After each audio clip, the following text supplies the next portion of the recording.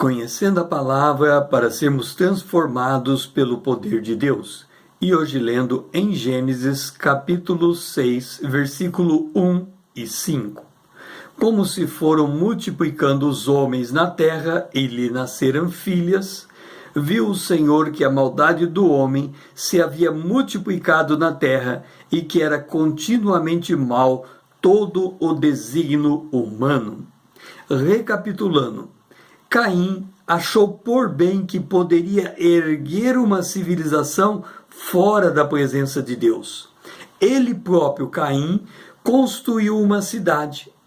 A sua descendência desenvolveu a pecuária, as artes, a música e a cultura e a indústria. Apesar desta geração se ocupar com os negócios desta vida, o coração deles estava distante de Deus. Jesus retratara aqueles dias de Noé da seguinte forma em Mateus, capítulo 24, do verso 37 ao verso 39. Pois assim como foi nos dias de Noé, também será a vinda do Filho do Homem. Porquanto, assim nos dias anteriores ao dilúvio, comiam e bebiam, casavam-se e davam-se em casamento, até o dia em que Noé entrou na arca.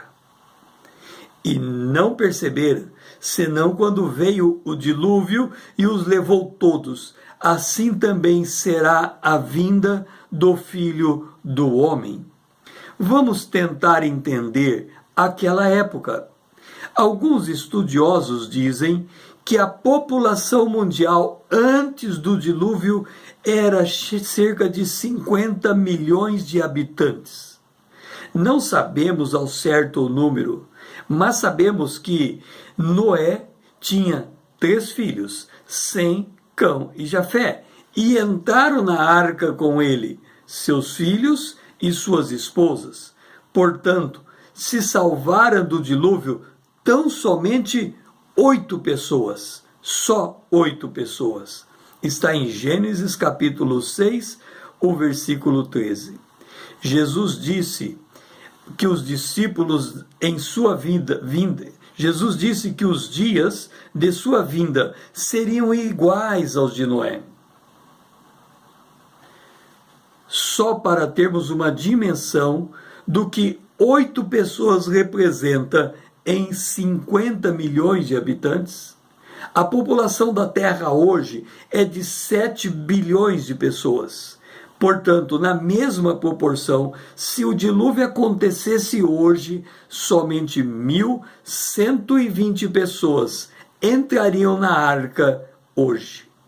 Portanto, com a índole do homem, é só má continuamente. É a mesma índole do tempo de Noé. Não mudou nada. Entenda, a Bíblia diz que naquela época a imaginação do homem era só má continuamente. E o que Jesus disse que eles faziam? Eles comiam e bebiam. Seria como hoje ir ao restaurante todo dia. Eles casavam-se e davam-se em casamento, como se faz hoje. Casam já pensando na possibilidade da separação se não der certo. Ou seja, comer e beber, uma vida materialista, casar-se e dar-se em casamento, uma vida secularista, significa uma vida que não tem nenhuma preocupação com a vida eterna. E qual era a consequência? A maldade estava crescendo na terra. Aconteceu naquela época e está acontecendo hoje a mesma consequência. Ouvimos isso todos os dias no jornal. Qual é a solução que o jornal dá ao crescimento da violência, ao crescimento da insegurança?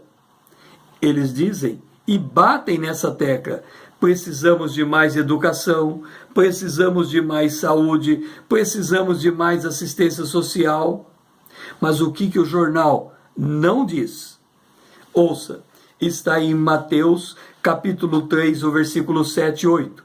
Vendo ele, João Batista, porém que muitos fariseus e saduceus vinham ao batismo, disse-lhes: raça de víboras? Quem vos induziu a fugir da ira vindoura? Produz, pois, frutos dignos de arrependimento. E Jesus dizia em Marcos capítulo 1, versículo 15, o tempo está cumprido, o reino de Deus está próximo, arrependei-vos e crede no Evangelho. E o que aconteceu? Isaías conta, Isaías 53, verso 1, quem creu em nossa pregação e a quem foi revelado o braço do Senhor? Nos dias de Noé, foram 8 pessoas. Mas em Apocalipse capítulo 5, versículo 11, nós lemos: Vi e ouvi uma voz de muitos anjos ao redor do trono e dos seres viventes e dos anciões, cujo número eram de milhões e milhares de milhares. O único jeito de mudarmos de 8 para milhões e milhares de milhares é dando testemunho de Jesus, como Noé fez nos seus dias. Noé foi chamado pregador da justiça. Será que nós também queremos ser um deles? Se nós nos tornarmos pregadores da justiça, o destino da humanidade poderá mudar. E nós poderemos fazer aumentar esta conta dos milhões e milhares que estão em volta do trono do Senhor, que ouvira a nossa pregação. Quem ouvirá a nossa pregação? É preciso pregar para que se ouça, é preciso ouvir para que se creia, é preciso crer para que se confesse, e assim muitos podem ser salvos e escapar dessa ira vindoura que está vindo sobre toda a humanidade.